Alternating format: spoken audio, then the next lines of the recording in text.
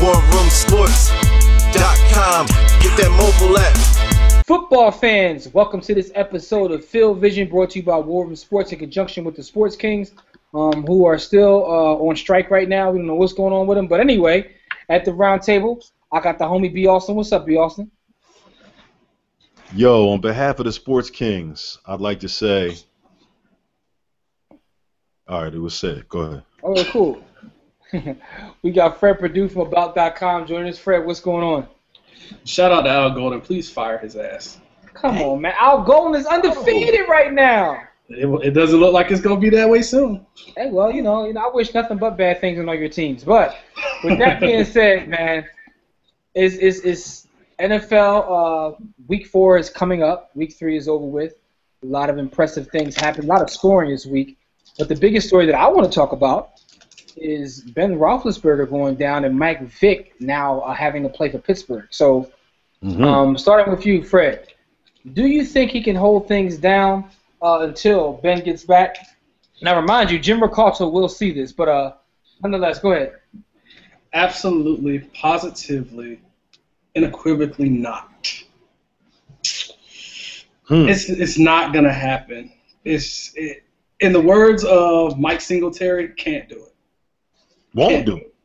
Won't do it. Cannot play with them. Cannot coach with them. Can't do it. Michael Vick is never been my favorite. He can't even manage the game. Just like they have a lot of weapons, he can't just like manage the game. Herm Edwards also said if you play to win the game, Michael Vick plays to lose the game. Dang, yo! I can't go that far, man. Never been a fan of Michael Vick, and it has nothing to do with the skin color or the dogs or any of that. I would hope it doesn't have nothing to do with the skin color. You the same color. Quarterback is played in the pocket. Michael Vick does not like to live in the pocket. He also is not the most accurate guy in the world. Steve Young didn't play it from the pocket. Steve Young could also stay in the pocket and throw the football. He was also accurate with the football. Fran Tarkenton didn't play it from the pocket. They were also accurate with the football. Yeah, that's true. So basically, you believe that no mobile quarterback, like the mobile quarterback, can win in this league. Is that what you're saying, Fred? There has only been one mobile quarterback, dual threat. Some years. Don't tell me Russell Wilson. Outside of that, his name is Steve Young. Okay. Anyway, man, with that being said, you're basically thinking that Michael Vick can't hold it down. No one said he had to go out there and win games or put up amazing stats. We're talking about just holding the fort down. The Big Ben gets back. Their defense is terrible. Their offense is Antonio. I got pillows for hands is the only guy that's capable on offense, and Le'Veon Bell might be next, but without Ben, their season's just. Okay, well, B. Austin, let's get your opinion, good brother. Can Vick hold it down in Big Ben's absence? As you can see, I'm a Philadelphia Eagles fan. And I had the privilege, pleasure, and whatever other adjective you want to think of having Michael Vick on my football team, the football team that I root for. I like the guy. I wish him nothing but the best. I'm rooting for him. I want to see him be successful. But that being said, there comes a point in football games. It's a thing called 3rd and 7. It's a thing called 3rd and 7. And what that means is that the other team has sold out to hold your starting running back and his backup to 3 yards on the first 2 downs. And we can even say 3rd and 5. We can reduce it and say 3rd and 5. So 3rd and 5, anything 3rd and 5 and beyond, your quarterback has to come to the line. And that opposing team, because it's Michael, because it's a backup, but more specifically because it's Michael Vick, they're going to show blitz. And Michael Vick isn't going to be able to audible. Michael Vick is not going to be able to shift the protections. Maybe that's in the hands of the center. But he's not going to be able to recognize a backup center, by the way. Where a backup center. So now we got a backup center and a 14-year veteran that can't shift protection and can't read a defensive front. How do you expect this? How do you expect that? They're not going to blitz him, by the way, because it's better to, in terms of forcing turnovers with a guy that can't read a front. It's better to show 5 or 6 coming, pause, and back them off, and have the linebackers work for depth, because as they work for depth, he's going to throw into passing lanes against linebackers that he never saw. Mm-hmm. Okay. And that's what you know. So you have no faith either. Yeah, I have no faith. I just want to say this. Like, I don't know. I don't think. I mean, who knows? But you know, I do want to say that Michael Vick throws the best looking football I think I've ever seen. Ever. We just have no clue who he's throwing it to. His spirals are amazing. Yeah. The problem is, we don't know who he's throwing to, but you know, I want to see him throw some. No, he will drop back and he will flick that thing with a and it'll go 7 yards in the air effortlessly. Yo, the laces are spinning. There's no wobble, and a little boy with Down syndrome or cerebral palsy and it will catch it. And he'll have a souvenir, and he'll take it home. And God bless him. And good night. All right, B. Austin is out of control right now, so let's get to some games before we get out of here. Let's pick some games. Let's talk about this Ravens and Steelers game. By the time people will see this, we'll know whether you're wrong or not. But this is definitely a game I want you to pick, Fred. Just in case you're wrong, people can blast you about it. Ravens and Steelers, who you got? I'm going with our rivals, the Ravens. I can't go with the Steelers. I don't trust Michael Vick to not get out of, you know. I don't trust Michael Vick at all, ever. Never, ever. All right, B. Austin, who you going with, Ravens or Steelers? Ravens. I'm also going to pick the Ravens because, listen, they haven't won yet. Steve Smith Sr. is like the best receiver ever. Like, I know I'm joking by saying that. But my man has a grudge he has a chip on his shoulders and a grudge, and he's balling this year. If the Ravens don't win this game, they stink, by the way. 0-4. Absolutely. His aggression could directly lead to a victory too. I believe that with Steve Smith. A punt return. Yo, first of all, why are you a middle-aged man returning punts? That should tell you something about him already. He's on his last hurrah. Why not? Hey man, Brian Mitchell returned punts. That was different. Was like 60. He had no other value other than what else was he supposed to do? All right, listen, we got the a rivalry. This is in your division, Fred. Jets at Dolphins. Who you got, Fred? That Jets defense is going to look good. As long as Ryan Fitzpatrick doesn't throw the ball 58 times, they're going to win this game. I don't believe in the Dolphins. We know that you hate the Dolphins anyway. I'm going to tell you why you hate the Dolphins. Like, see, Fred, I see some of the stuff you do online. I don't say nothing all the time, but I'll be seeing you. Yeah, we be seeing you. I'm going to tell you why. The fact of the matter is, let me finish. The fact of the matter is, people coming into the season were praising the Dolphins and saying they were going to take another step and possibly challenge your team. Yeah. You took offense to that. So now you're all anti-Dolphin, and they're playing at home against the Jets, and you said the Jets will win, right? Yes, I do think the Jets will win as long as Ryan Fitzpatrick doesn't throw the ball 58 times. B. Austin, who got this game? Yeah, I got the Jets. Ryan Tannehill ain't ish. That's one of Devin's clients. All of us are official clients, but that's one of his clients, and he ain't ish, man. The Dolphins' defense is nice. Tannehill's prone to turn the ball over, not like Ryan Fitzpatrick isn't either.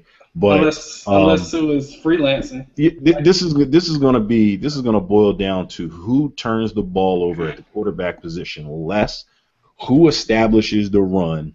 And then I give the Jets defense the edge because of what I see in that secondary, in that front four, and that linebacking core. That front four gets a lot of pressure both on the edges and interior. They don't have to blitz. They sit decent to good, very good linebacking core. They sit them back and let them read and react. And then the coverage. Listen, we know about Darrelle Revis. We know about Antonio Cromartie and his United Nation children, but one of the names that we don't follow on, because we probably don't know him, is Buster Screen. We probably do now, but everybody watches our show because you've been talking about him on every platform.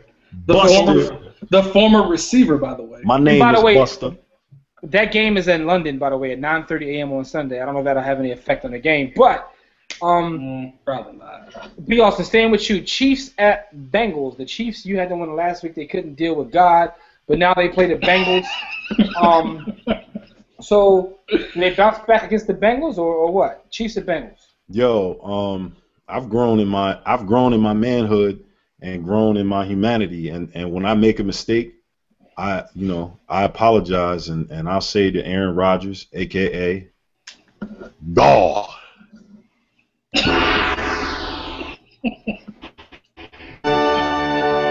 I apologize to you, sir. I picked against you, and I knew not of what I said. How dare you? How dare you? I apologize to Aaron Rodgers. Andy Dalton. Yo, Andy Dalton got red hair, so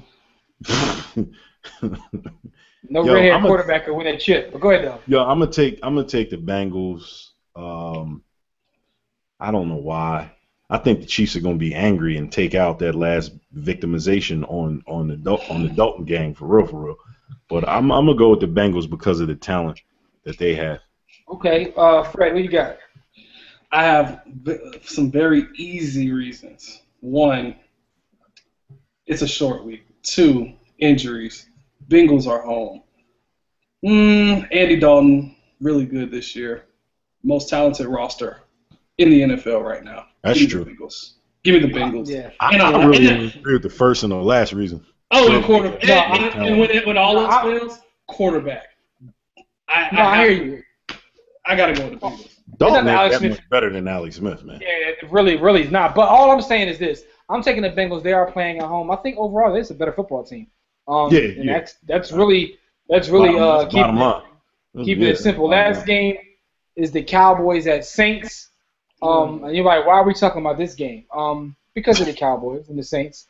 Listen, Cowboys, America's team. I'm taking this the is Saints. America's team. Don't disrespect. I don't know why, but I'm taking the Saints. Fred. I'm going with the Cowboys. I don't like it. It's the battle of the backup quarterback, and this is gonna be a snoozer. That's why I took the home team. Can we flex this game out to 4:00 and give me a better game? B. Austin, who you got? Chalk. Purely home. Yeah, home team. Just because they're home, not because they're both the same team. But if Drew Brees plays, I could see the Saints winning, but I don't think Drew Brees is going to play. Is he doubtful or is he? It's doubtful. He may play though. He's been working out. Yeah, if Drew plays, then it's the Saints easy. But I'm going with the Cowboys if he doesn't. Not if the commercial plays. I don't know. No doubt. Before we get out of here, I have to ask you gentlemen one last question, starting with you, Freddie. And that is about the Seahawks. Now, while I'm bringing them up, they are the the NFC champions. Reigning NFC champs. They should be Super Bowl champions, but they came one. Super Bowl losers. Anyway, but being objective though, they got out the schneid this week, got their win. Do you think it's possible for them to jump right back in the midst of things, or you think that they just won't compete this year, Fred? If you're playing against Detroit, you're going to get back in it. You're going to be 2-2. The only good players in front of you, man. What do you think, though? I think they're going to be able to get back into it. They're going to be chasing the Cardinals all the way. They may pull out a wild card spot, but they're going to have to be very consistent and find an identity on offense, and Marshawn Lynch actually has to play. Okay. B. Austin, what's your opinion on these Seahawks? They're back in it. They're facing the Lions 2-2. I think they have an easier fit. Like there's three teams really that we looked at: Eagles, Colts, and Seahawks. Seahawks probably have the easiest road based on what I saw of the offense. The Eagles, like for real, the offense lost that game against the Jets. Ryan Fitzpatrick just decided to play for the Eagles. So. Yeah, I'm going Seattle. Seattle is definitely. Well, I ain't nobody asked you about the other teams. We're saying, do you think Seattle has? Yeah, but I told him because I give my opinions as unsolicited. Yeah, you know. Yeah. No doubt. Listen, man. For those watching or listening to the audio version, don't forget to follow everything we do. Like on the warroomsports.com. Share this content with your friends, family. Tell them to share it. And have a dialogue with us. You can catch us everywhere on the internet at War Room Sports. And again, warroomsports.com. Check out this as well as all of our other shows, our other podcasts. We appreciate all the support. We're continuously growing. So I say thank you to everybody. Gentlemen, NFL season is almost a quarter of the way through. We will be here next week, talking about week 5. It's flying by, but, it's been fun. I know Fred's enjoying it considering his Patriots, how they're looking thus far. Anyway, Yes. as we always say, man, don't accept mediocrity. Be steadfast in the word against ignorance. We'll see you chumps on top. Salute. These signs are getting too Wait, it's the war room with 5 nights at the round table. 5 Philly guys diversified and educated.